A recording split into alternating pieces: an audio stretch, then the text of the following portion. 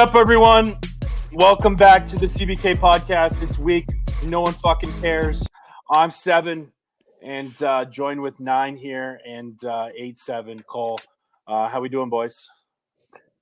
We're living. How are you? So good. Good. We're doing good. Padres are on. It's kind of where my mind's at. I'm in a residence inn that hasn't been remodeled in 40 years and just living life here in Boise this week. I'm over here in New York City at the Westin Times Square on the 12th floor, which is Where the poor people sit.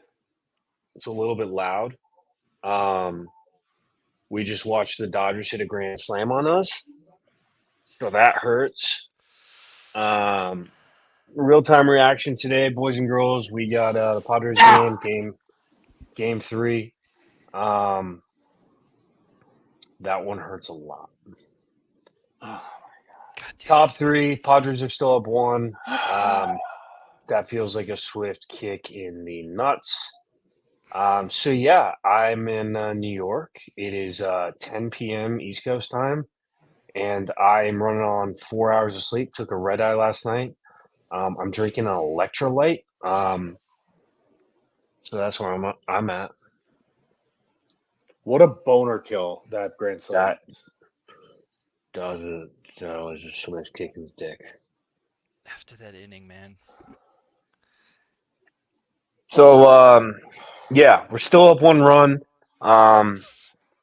Arizona Wildcats suck again. That happened very quick too. Yeah, we're both on the road, tired, exhausted. Don't really want to be here, but we're doing this for our fans. Wouldn't you agree, Seven? This is for the fans, the loyal listeners. Yeah, I mean, I don't think we get enough credit for being probably the hardest working folks in show business. Yep. And this is really just a testament to that. So we're here. We don't want to be. That really hurt. Vibes were decently high before that. And that sucks. Gosh. Then this fucking elf-looking motherfucker Muncie's up. Yeah, a pro athlete shouldn't be that out of shape. He's just gotten fatter and fatter every year. He's gotten fatter. His ears get bigger. I hate him more and more. He looks more and more like a mouse. He looks like a gnome. Like the Gnome. Gnome is good. Gnome is really good. Who is that? All right. Let's pick up the vibes though. We're still up 1. It's still game 3 of the NLDS. We're still up 1. We got Michael King on the bump. He's a great pitcher. Below 3 ERA all year for the Pods. And we have one of the best lineups in baseball. So let's go put up another 4 runs here. Huh? Let's pick up the vibes. Yeah, you want to pick up the vibes by talking Arizona football? Is that sure? Let's do it. Cool. We'll send you back to the booth. Yeah. And we're going to talk a little Arizona football here. That game sucked. So I think I said last week I wasn't going to be able to watch because I had a work charity thing, which was amazing. Shout out to Ronald McDonald House at Phoenix. I was told by everyone in my circle, including Tyler, 2-1, to just not watch the replay. So I haven't. I watched some of it live on my phone. So I'm going to those are my thoughts, and I'll let you kind of just let the people know what the CBKs got out of that. You know, college football is a weird sport this year, right? Like there's a lot of teams that get, week in and week out look like they could be really good. Other weeks they look like they could be really bad. Arizona is the top of that list. That is the most polarizing team in college football. They got NFL guys everywhere, like we've talked about. They are very, very talented, but yet they showed up against a Texas Tech team that now is 4-1, and just laid an egg. Let's be abundantly clear. Texas Tech is not a good football team. We beat ourselves. Anyone who says otherwise doesn't know ball. We have better metrics in every statistical category that matters, from first downs, yards, completions, all that. Turnover category, I think we were even plus on that, or even. It was a horrible night. Should never have lost that game, and I'm irate about it. But the only thing that's giving me hope is that the Padres are still alive in the playoff baseball. But Arizona football is dead again. Who's Saturday's loss on? Is it on Noah? Coaching staff. Well, yeah. We've been pretty consistent as a podcast to say that this coaching staff should be held accountable for all their flaws, and we gave them their roses last week, 2 weeks ago when they played Utah, and that coaching staff really had them to play, ready to play. This team is as talented as any team in the Big 12. Not even close, or it's close, but like, you know what I mean? Like they're clearly a top team from a talent perspective. So it all comes down to coaching. I really think that the offensive play calling week to week is just bizarre. Doesn't make a whole lot of sense. I mean, we were down early, 18-3 in the first half. We came back, made it a game, but it didn't change the play calling at all. We continued to just drop back, 5-step drops. Noah just sitting back there, running all goes. There is very little creativity from this offensive offensive staff. They don't know how to get the ball in guys' hands. Keenan Burnett played less snaps than Sam Olsen at tight end after having one of the best. I didn't know that. That's insane. Yeah. So I know I'm ranting 7 in terms of Arizona. It was really bad. The lack of creativity. I did watch the opening drive on my phone. 4th and 1 on like the 20 or 30, and we bring in the heavy package and just run a dive. Like it is mind-boggling to me that college coaches in this level call plays like they're Pop Warner 7th grade coaches. Like that. Like it's like this. Do something they're not going to expect and do a play action and throw it to Luke in the flat for 2 yards. Like get a yard. Like you run in an extra O lineman, an extra tight end, a fullback, and you just the Pop Warner analogy is so good because like many of our coaches were kind of ex-military or ex-cops or current cops, whatever. There's a stubbornness and ego about these guys that you understand to an extent, right? You're a Pop Warner coach, your high school coach. You just think I can run it down their throat all day. But the fact that that type of behavior and ego exists in college football is bizarre to me. Yeah. The fact that it's 4th and 1, you haven't been able to run the ball all day, and you're not going to be able to, everything tells you run, and you're not going to have a play action in the bag to do it. To your point, you're spot on. Like, where's the creativity? So yeah. Well, enough on that. Anything you want to talk about heading into the BYU game before we kind of recap the rest of the weekend? There's been a lot of media that says we're probably going to win this game. As much as I would like to agree with that, I think we get killed, actually. I really do. I think there's going to be a letdown. And I think next week, bold prediction, clip this. I think next week will be the first week we see guys hitting the transfer portal for Arizona. That's where I'm at. All right. What about you? Anything else? I think BYU's good. I think that I don't know. It's tough to say. After that game against Kansas State, we came out. We did have 2 weeks to prepare. We look different. Like maybe a kick in the dick is what gets this team going. I don't know. They're into some weird, funky stuff. But there's a lot of guys out there that are into weird things. So maybe that's just what they're into. Yeah. Maybe so. It would at least explain the pain and agony they're putting us through. Yeah. Yeah, I wanted to watch it, and I'm not joking. Probably 10 people told me, like, do not watch it. It's horrible. So, not worth your time. I'm hoping the BYU game's better. I have a lot of folks in my network that are BYU folks, so I'm just grateful that even if they do kick our ass, they're all very nice people, and they will treat me with class and humility and love, and Dignity. That's really Dignity. really what I need probably during those times. So I'm looking forward to that aspect. Like there is a positive with the negative in that, Yeah. But so we'll see. I know Niners coming into Arizona for the homecoming game the following week, 1 p.m. kickoff, which is going to make pre-gaming a little tough. Do you want to tell the folks how I butched you with your boss's boss?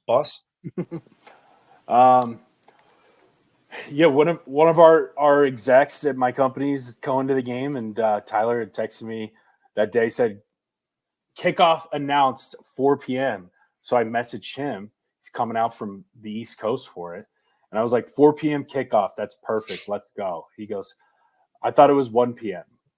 So I trusted my brother, and that's probably the last time I do that. I blew it. So, I blew it. appreciate it. That's on me. Appreciate it.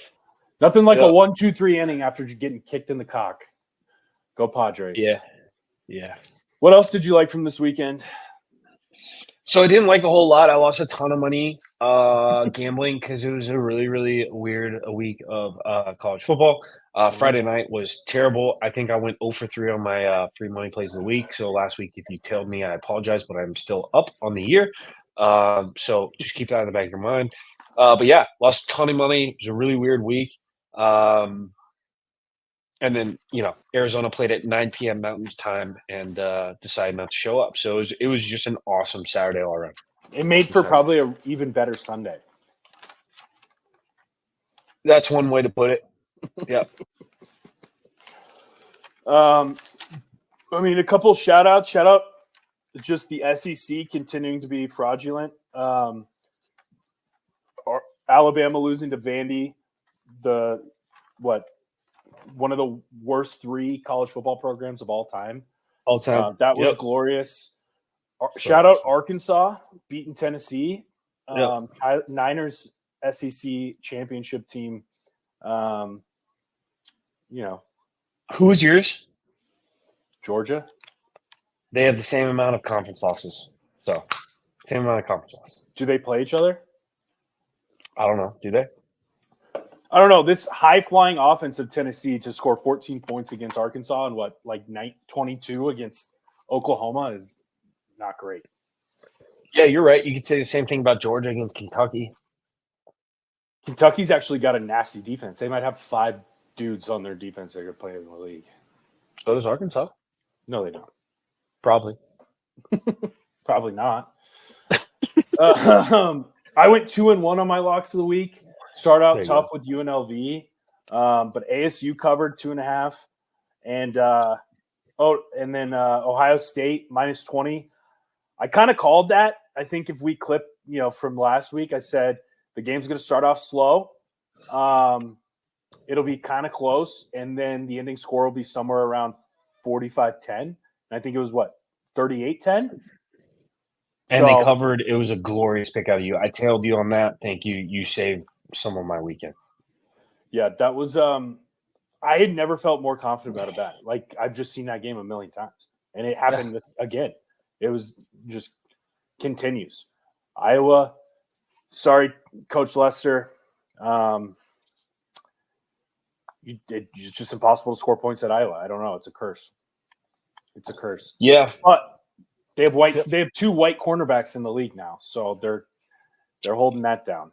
So shout out to Iowa corner for our Denver Broncos. You see Riley Moss got his first NFL pick. It was the first interception from a white cornerback in 30 years or 25 years. Hey, man, for the culture right there. Did you see Pat Surtain's tweet about that after? No. He overlaid his face and Riley Moss's face on a White Man Can't Jump. And then all he did was the shush or the eyes or something emoji, and it was perfect. You got to lean into it. That's money. Lean into it. Yeah. Yeah, especially when Riley Moss can back it up. Pretty good little player. He's not bad. Yeah, I mean, the Broncos are not good, but that defense is good. They're not good because of taking Bo Nix in the top 10 and thinking that he would be a better quarterback, magically be better in the professional football league than he was in the in college football. That's a bold take and bold strategy, but kudos to them for trying. It's clearly not working. I appreciate it. Yeah. He's horrid. I think some of these coaches just get to this point where they're like, I'm such a good coach, I can mold a guy with that looks good in shorts into a great quarterback. Yeah. I think Sean Payton thinks that. He's like, no, Bo Nix looks awesome in shorts. Throws the ball fast, leader, marketable face. Yeah, can't do it. So I didn't. Kudos to you. You actually saved me from having a really bad weekend because I tailed a lot of your picks. So thank you for that. But yeah, I'm excited for a fresh week. Excited for the Padres to hold on to this win here tonight, get it done, and excited to watch Arizona go play a day game at BYU. At least we don't have to wait till midnight for the misery. That is huge. That is huge. What is it, at 1 p.m.? 1 p.m. Pacific, I believe. Yep. Love it. Well, what are your locks of the week heading into next week? So weekend. Before I get into my locks, I think it's important for everybody to know. I've been doing my part on my end. I don't know about you, Seven, but this is probably the best weekend of college football all year. So I think it's important for everybody to get their workout in early, take your kid for a walk, dog for a walk early, and then be locked in the rest of the day. Get some wings, get some pizza, get some beer, whatever you need to do to just lock into college football. Thai food. Hey man, Thai food's a great call. If you're a Thai guy, not for football. Yeah, we've established this. It's not a football meal. What I've established though is you have to try it before you knock it one more time. You keep bringing it up. Try it. If you hate it and you think it doesn't fit, I like Thai food. Try it during a football game. If you don't think it fits, then come back and bring it up on the pod. But before you do, stop bringing it up. No, I'm going to keep bringing it up, and I'm not going to try it. So, okay, that's what it is. That's what's going to happen. Yeah. Okay. But I did, for the record. For the record, I did put a hold on the family calendar about 2 months ago for this Saturday. Same. Saying best college football Saturday of all time. We're doing nothing. So, I got to be strategic with that. I can't get away with nothing, but I am going to try because I need to watch all these games. So I'm really excited. And it's funny, all my locks of the week have nothing to do with any of the good games. I like some of the more peripheral games this week. Really? What's your first start it up. No. You, please. I'm going to stay on the just betting against Iowa. I like Washington plus 2.5 against Iowa. That's awesome. You want to know what my first one is? Iowa minus 2.5? No, I got you there. It's not. It's actually – dude, I'm keeping you on your toes. It's ASU plus 6 at home against Utah. Yeah, that's a great one. I honestly would tease an ASU money line. I think Utah's a little fraudulent. They don't have Cam Rising back, and I think Kenny Dillingham is a better coach than Witt. Yep. So that's my for my first play. What about you for number 2? So number 2, I don't love it, and I've already lost, I think, twice this year betting this team. But I'm going to let it ride. I like Stanford plus 23.5 against Notre Dame. I don't know if you bet Stanford that often, but they are an enticing – they get a lot of points in these ACC matchups. Well, I know Notre Dame's not ACC, but, it's hard not to bite at, right? A lot of points. It's also like a semi-rivalry. Is this game ever played in the Bay, or is it always in South Bend? It feels like it's always in South Bend. Yeah. So I don't know. I kind of like Stanford. I think Stanford's well coached. I think they just lack talent, which seems to be an important thing. But I think coaching is more important.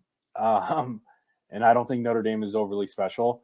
23 points is a lot of points for a team that doesn't score that much. So I'm right. That's a good point. I like that. Mine is my next one is USC money line. They play at home against Penn State. Penn State is the number 4 team in the country. They flirted with Bowling Green. They could have lost to Illinois. And they are the epitome of one of those overrated teams that's going to get into the playoff, like you talked about the SC earlier.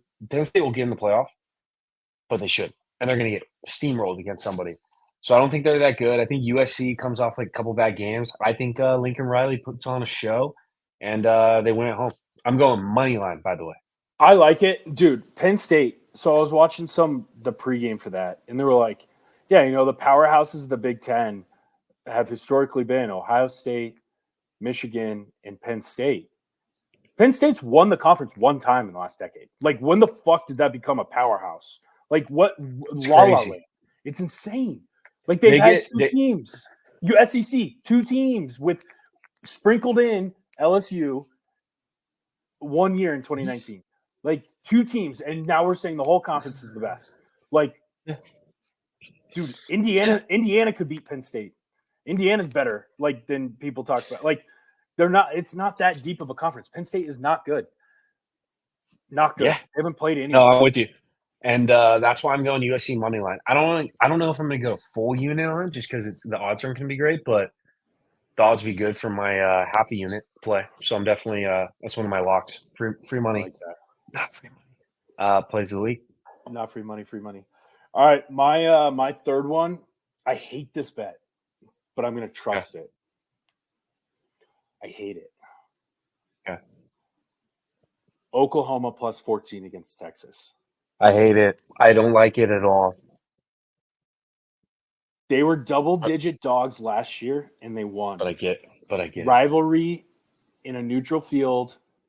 Oklahoma has a better quarterback than Jackson Arnold. Jackson Arnold's horrible. He's going to transfer. I think he's already announced that. This kid is athletic. There's something about this game that doesn't make sense. Texas is better. We know that. 14, 2 touchdowns. I don't know. Just let it rip. That's where I'm going. Jackson Arnold has not declared, just to clarify any misinformation there. But probably will. All right. My last free money play of the week. LSU money line at home against Ole Miss.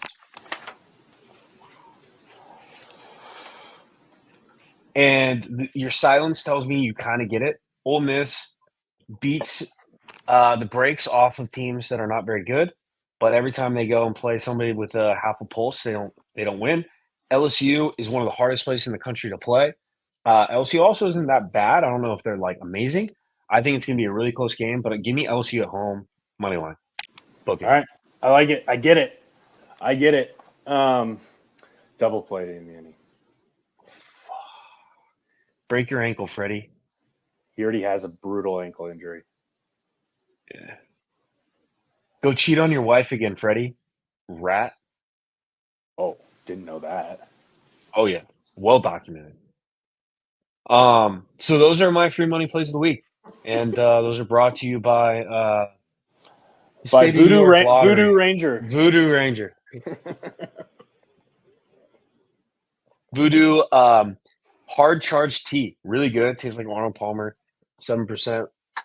Finished it in the 3rd inning after the Dodgers hit a grand slam. So kind of chugged it there. So that's where we're at. Free money plays of the week.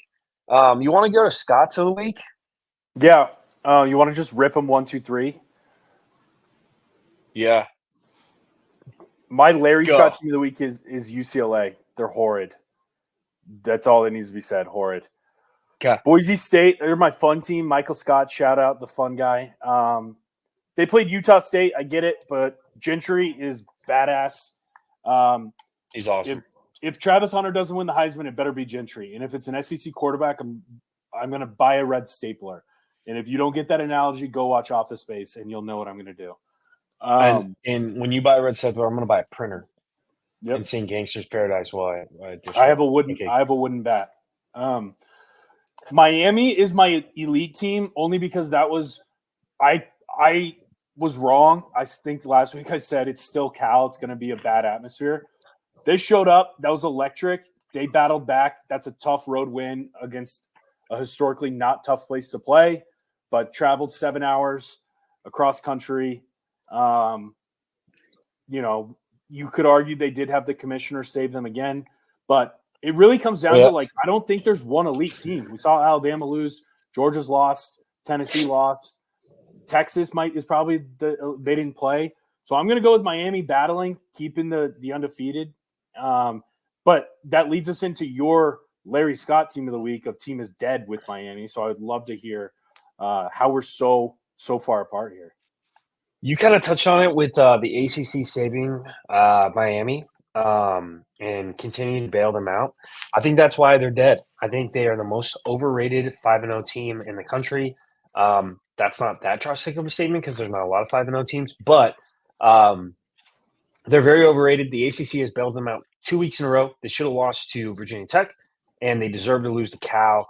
The non-targeting call against that Cal quarterback was one of the most egregious missed calls I've ever seen.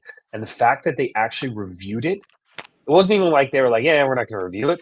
They reviewed it and said that wasn't targeting. It is the letter of the law targeting.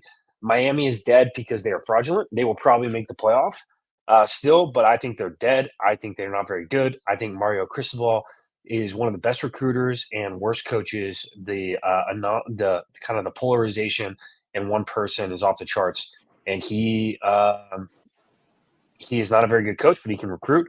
They have a lot of good guys, but I don't think they're going to do very well if they make the playoffs. So they're dead to me. Indiana, you mentioned them. That's one of the most fun teams in the country. They might make the playoffs. Legitimately, I think they're the third best team in the, if not the second best team in the Big Ten, behind Ohio State. Google me. I Do you get that reference? no. The Indiana coach was interviewed in a press conference. He's the JMU coach from last year. And they said, like, what's your recruiting pitch in Indiana? He said, I don't know. It's easy. I win. Google me. Yeah, that's it's so elite, and also the way the guys backed it up, where it's kind of like, yeah, no one can stop me, regardless of what level I'm at and what talent level I have. Like, Yeah. I don't know if Ohio State plays Indiana. Maybe that's something you could look up, Cole. That might be a really, really, really good game.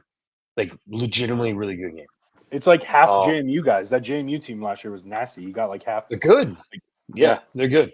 So Indiana is my team is fun. Michael Scott team is fun of the week. And then Oregon. You kind of hit on it. Texas didn't play. So I'm going with Oregon. Oh, wait, real quick. Late breaking news, Cole. Thank you. November 23rd, Indiana plays Ohio State. That might be one of the best games of the year. Could be two undefeated teams. Yeah. They don't have a tough. Oh, my God. Gosh. I'll tell you, just a warning track. This game is very stressful. But to wrap it up, I think Oregon looked really good. Their defense looked solid against Michigan State. I'm not saying Michigan State is very good, but also the offensive line for Oregon seems to be waking up. That's been the strength the last couple of years.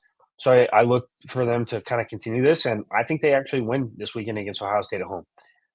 So I'm excited about that. So those are my scouts of the week. I love it. Well, we got a stressful one going on. Mookie Betts up, 0-1 count, 1 out in the top of the fifth. Brothers of the week. Shout out us. 9-7. Brothers of the week are us. And, to